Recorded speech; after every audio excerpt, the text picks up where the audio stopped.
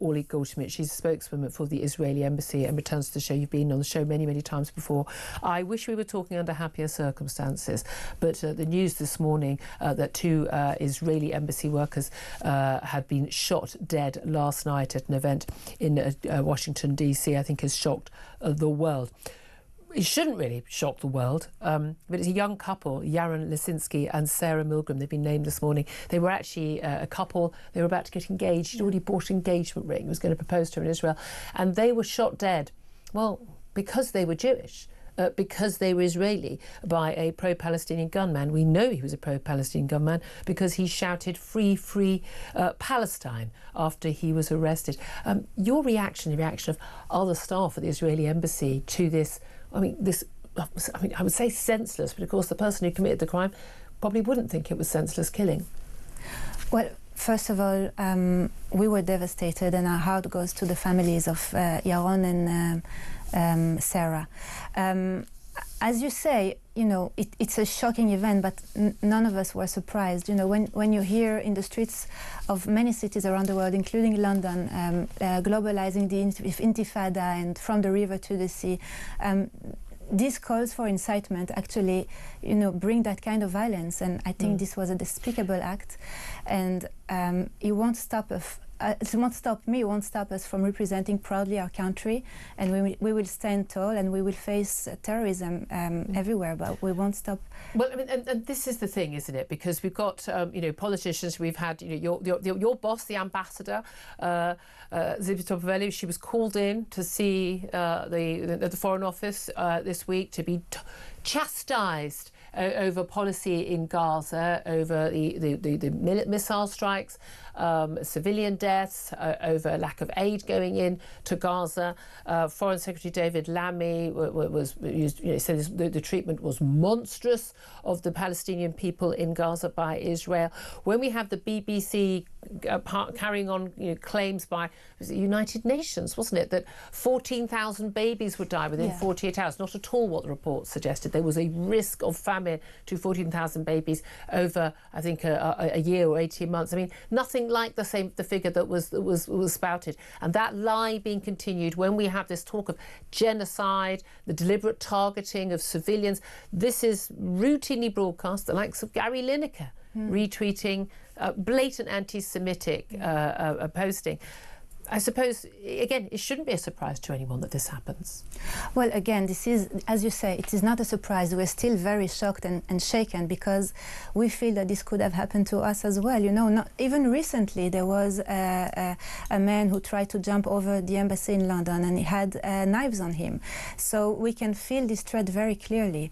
And yes, as you say, incitement everywhere, incitement in here.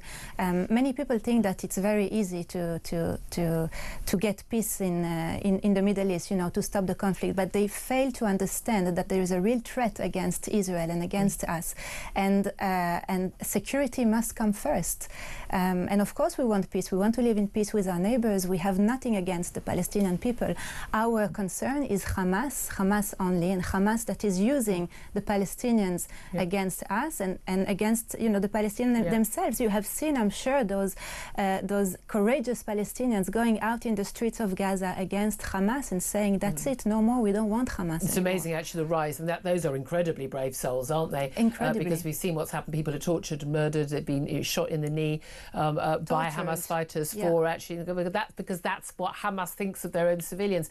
But this the conflation of Israel, Zionism, the right of the Jewish people to their own country, to their own state, and the conflation of that with Jews, and Jews as a problem, and the rise in anti-Semitism, I think it has been terrifying, not just for Jewish people in this country, in America and elsewhere, but I think it's been terrifying for many of us watching on that this has happened. I think we thought we were beyond that was not something that would happen in our country ever again. Look, we had the rise of Jeremy Corbyn and the hard left in this country, and my God, the man almost became Prime Minister at one point in 2017, absolutely terrifying.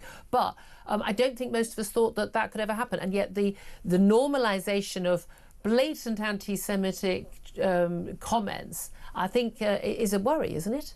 It's a big worry. I can tell you that people working at the embassy today were looking around behind their shoulders to make sure that they're not being followed, and that's just because they've decided to work in a place that represents Israel.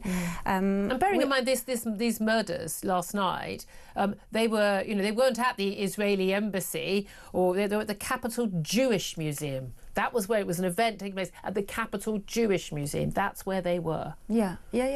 But when they say globalizing the Intifada, it's about Israel, it's about Jews around the world, and I know that Jews, I can speak for friends that I speak to here, they don't feel safe here. They feel the threat every day. Recently there was someone that took out a mezuzah in front of the front door of this was the symbol that it's a Jewish home. Yes. With a knife. She took it. With a knife, yeah. It shows that something is going very wrong. I have knowledge of a teenager who applied to university, applied to the London School of Economics, where of course your ambassador was treated abominably. I remember having her on the show the next day, and she's been advised by a fellow Jewish girl who's at the London School of Economics right now. No, don't come here. It's not safe. It is not safe for you because you're Jewish. Now, a major London university where a Jew can't feel that she's safe to go to university.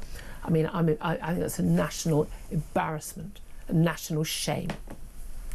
Well, I hope this changes. I hope people will be able to feel safe again, not only in Israel, but everywhere around the world. They should not feel threatened because they're Jewish or because they work in some specific place of work. Or support the right of Israel to defend itself. Or support the right of Israel to defend itself. Philip Ingram, you want to come in on this? Well, yes, there's so much disinformation around. Hamas does not represent the Palestinian people. No. The last conflict Hamas had before the current one was with Fatah, who represent the Palestinian or part of the Palestinian Authority.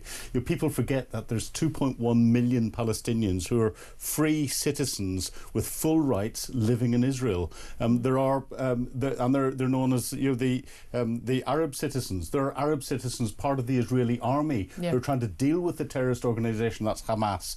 And we've got double standards in this country.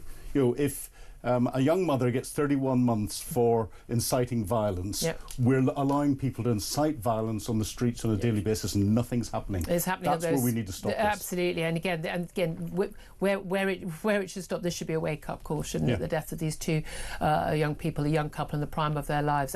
Just simply, let's face it, it was for being Jewish. Yes. People think that when people are over-egging the pudding about the anti-Semitism and the rise in those attacks and that threat. This is the reality of it. Orly Goldschmidt, spokeswoman for the Israeli Embassy, thank you very much for joining us. Send our best to everyone at the Embassy on behalf of us here.